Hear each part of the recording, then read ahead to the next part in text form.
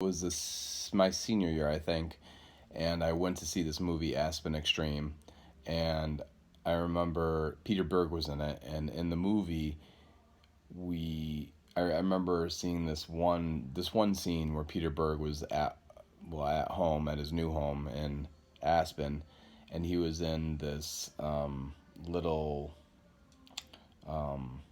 caboose basically, and he was watching late night TV. He's waiting for his friend to get home, and there was a World Ping Pong Championships or something like that. And in the clip, he's there watching, and then all of a sudden they fast forward, and it's like hours later, and he's watching a Tony Robbins infomercial. And Tony, I remember it was obviously one of his most famous lines or clips that people remember him by. He was talking about the fact that people do the same thing over and over again, and they fail, but they keep doing the same thing over and over again without ever changing. And it's like that fly banging up against the glass, trying to get out, trying to get out, trying to get out, not coming up with new strategies and expecting different outcomes. Anyways, it stuck with me, and then later, like very, very shortly thereafter, I ended up getting this book, Awaken the Giant Within. And actually, I think I started off with the audio cassette or something like that. That was back when audio cassettes were a thing. And but I remember in there was a section, and it was talking about global metaphors and life metaphors. And I always talk about how vocabulary transforms people, and especially good vocabulary transforms people, and a lack of vocabulary can be very, very limiting. So in there, he talked about global metaphors, and one of them was Martin Sheen's global metaphor of life as a mystery and how that impacts his life. And then I believe Mother Teresa was in there, and her metaphor is life is sacred. And I believe there's some other ones that had like life is a dance, life is a game, life is a journey, life is, for me, I say life is an adventure. And so, and those metaphors end up shaping and impacting your life. Now you can choose them or not choose them, and if you don't choose them, then you choose one by default, and that's not usually a good thing. But in there, I also remember it's on page 236, and I'm going to read it because I know Tony would have no problems with that. It's just a small section, and it'll be illuminating for some people and possibly be helpful for you. So in there, it's in the midst of the whole discussion on metaphors, and he's talking about how he describes himself to people. And a lot of people will say, well, it's not, you're not just what you do, but I would like to say it's what you do with what you do that is very important. So I'm just going to go ahead and read it, and hopefully you guys get something out of it. But it was very helpful for me, and it changed my life at that point, and I've been a coach ever since. So here goes. For years, people asked me what it was that I did exactly. At various times, I tried different metaphors. I'm a teacher. I'm a student. I'm a hunter of human excellence. I'm a speaker. I'm a national best-selling author. I'm a peak performance consultant. I'm a therapist. I'm a counselor. But none of them conveyed the right feeling. People gave me plenty of metaphors. I was known by many in the media as a guru.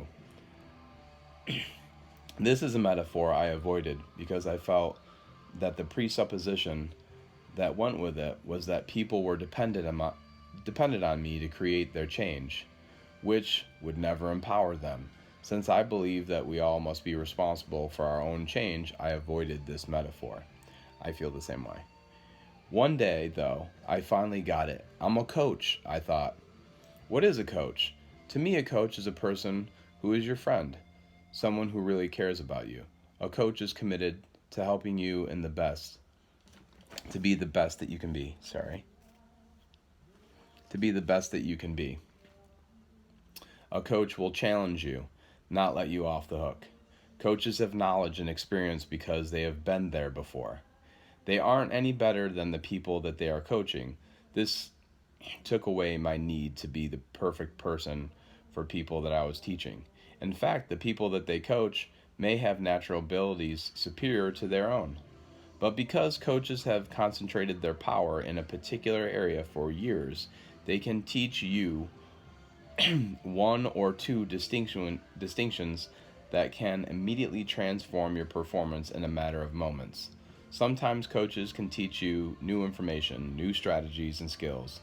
They show you how to get measurable results. Sometimes a coach doesn't even teach you something new.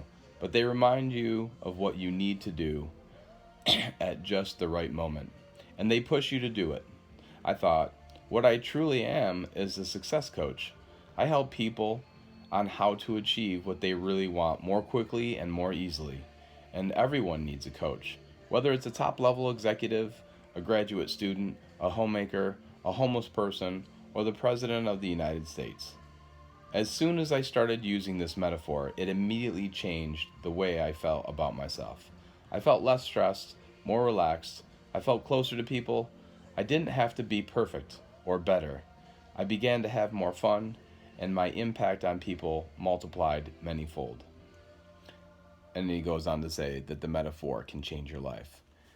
Again, Awaken the Giant Within always has been, always will be one of my favorite personal development books, and it's always something that's close to me, whether it's on the shelf here at work or if it's on my shelf at home.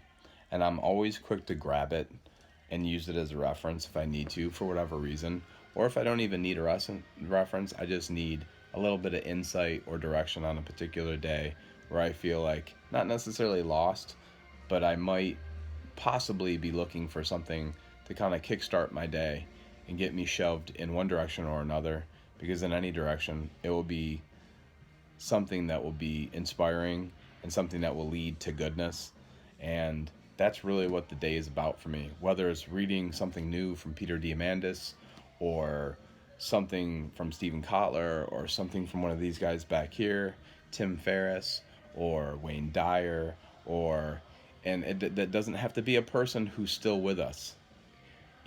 God bless Wayne Dyer. I've learned so much from him in the decades leading up to, his passing, and his information and his messages, just like many others, will stand the test of time, because although technology and the world will change, the truth and the strategies and a lot of, what was taught is timeless. And so there's nothing wrong with learning from the old greats. I mean, we've got right down here, where is it? If I can point right there, you see A Course in Miracles.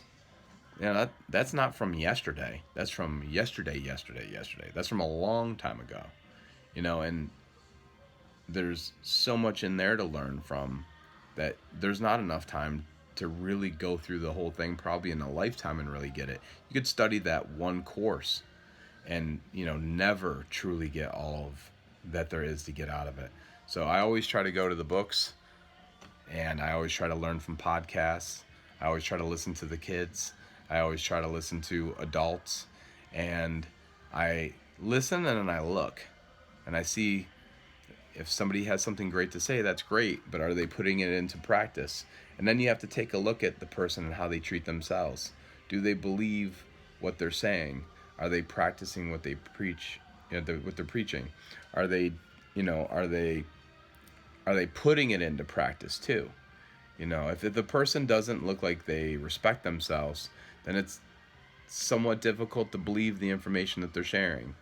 So when I look at a coach and they look like they've lost some respect for themselves, they just might be in deep research. That's fine. They might be focusing more on their athletes. That's fine too, because I've been there and done that for a long time. At the same time, if they've let themselves go so far to the point where it's detrimental for their own health, that's not a good thing. So, message to all those coaches out there, and parents too. If you don't look like you can still walk the walk, you're going to have a difficult time really having deep impact with your student athletes that are paying attention. Because if you really believed it, you'd hold yourself with more respect. And the same thing goes for your family, to take better care of yourself, to make sure that you can be there for for the activities as well. So, we've gotten a little bit off course here from what we were talking about with metaphors, and about coaching, but it's about still being able to do. And one of the great things about Tony Robbins is he's still doing it. He's still taking care of himself. He's still in practice. If you're not in practice, it's difficult to preach.